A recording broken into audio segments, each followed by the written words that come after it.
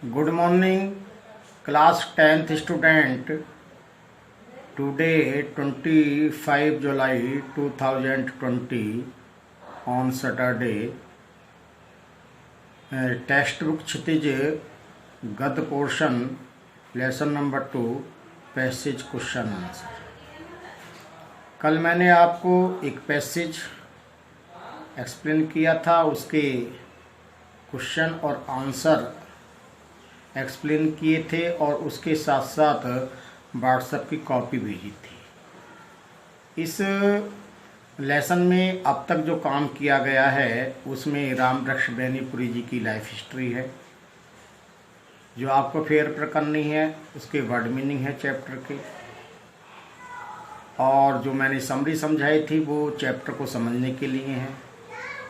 एक विशेष बात यह है कि जो भी चैप्टर मैं एक्सप्लेन करता हूँ, समरी एक्सप्लेन करता हूँ, आप उसे बैठ कर के घर पर रीडिंग करें, सिंपल रीडिंग, जिससे आपको ये पता चल जाए कि मैं क्या समझा रहा हूँ और बुक में क्या है, जिससे कोई आपको प्रॉब्लम क्रिएट ना हो। आज पैसेज है आपका, और पैसेज नंबर 2, इसमें भी 3 क्वेश्चन आंसर हैं।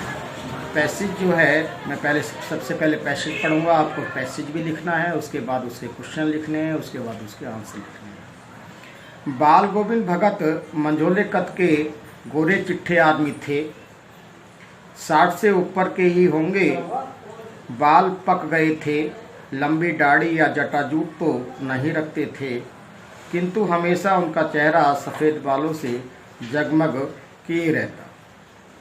कपड़े बिल्कुल कम पहनते, कमर में एक लंगोटी मात्र और सिर में कबीरपंथी किसी कनफटी टोपी। जब जाड़ा आता एक काली कमली ऊपर से ओढ़े रहते, मस्तक पर हमेशा चमकता हुआ रामानंदी चंदन जो नाक के एक छोर से ही औरतों के टीके की तरह शुरू होता, गले में तुलसी की जड़ों की एक बेडोल माला बांधे रहते। यहाँ तक है। आप सबसे पहले बुक में इस पैसेज पर टिक करेंगे, आज की डेट डालेंगे बुक में उस पैसेज पर, और फिर इसे फेयर नोटबुक में नोट करेंगे। इसके बाद 3 क्वेश्चन हैं। क्वेश्चन नंबर क देखिए, बाल गोविंद भगत की वेशभूषा कैसी थी? Question mark. ख है, बाल गोविंद भगत की कद काठी कैसी थी? Question mark. और क्वेश्चन नंबर ग है, बाल गोविंद भगत किस संप्रदाय के अनुयायी थे? क्वेश्चन नंबर ग। इस हिसाब से बोर्ड के अकॉर्डिंग भी आपको जो गद्य से अवतरण आता है वो 2 + 2 + 1, अर्थात पहला क्वेश्चन 2 मार्क्स का, दूसरा क्वेश्चन 2 मार्क्स का, और लास्ट वाला जो गय खंड का क्वेश्चन है वो 1 मार्क्स का। इस प्रकार से 5 मार्क्स का आपको पैसेज आता है बोर्ड में, उसी के पैटर्न के अनुसार चल रहे हैं। अब इनके आंसर सुनिए आप। क्वेश्चन नंबर क, बाल गोविंद भगत की वेशभूषा कैसी थी? वेशभूषा की जहाँ बात है, बाल गोविंद भगत मंझले कद काठी के व्यक्ति थे, साधारण किसान थे, दिखावा कुछ भी नहीं था उनमें, एक लंगोटी बांध करके रहते थे, और थोड़े थोड़े बाल थे, बड़े बाल तो दाढ़ी के नहीं थे, परंतु थोड़े थोड़े जो वाइट कलर के बाल थे उनसे उनका चेहरा जगमगाता रहता था।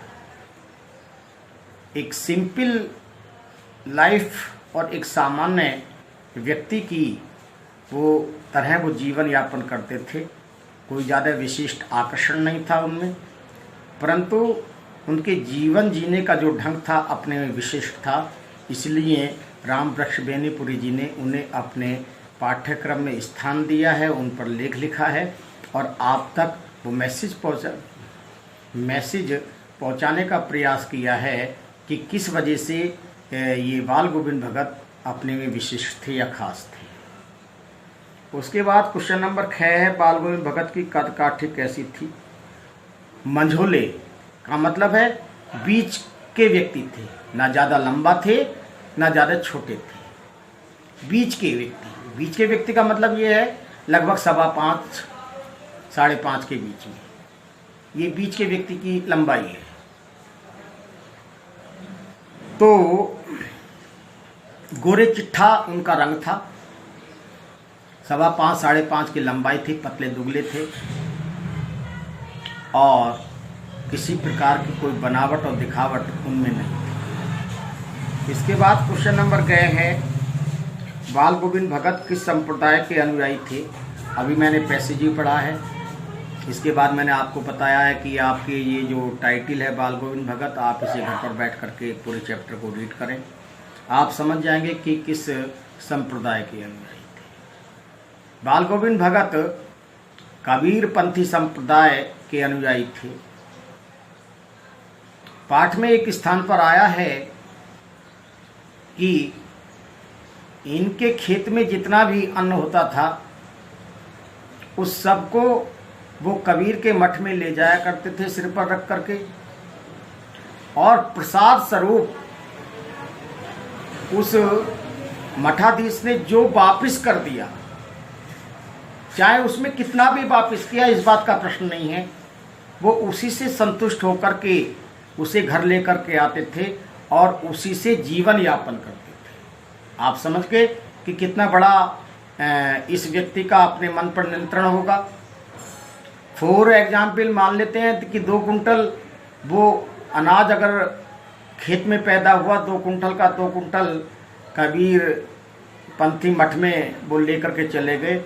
मान लिया थोड़ी देर के लिए, मान लेते कि अगर उन्होंने 1.5 कुंटल अपने मठ में रख लिया और 50 किलो ही वापस किया, तो उसे बिना किसी संकोच के, बिना किसी विचार के वो घर ले आते थे और उसी से अपने परिवार का, उनके पास एक बेटा था, एक बेटे की बहू थी, एक खुद थे, उसी से उनका वो भरण पोषण करते थे।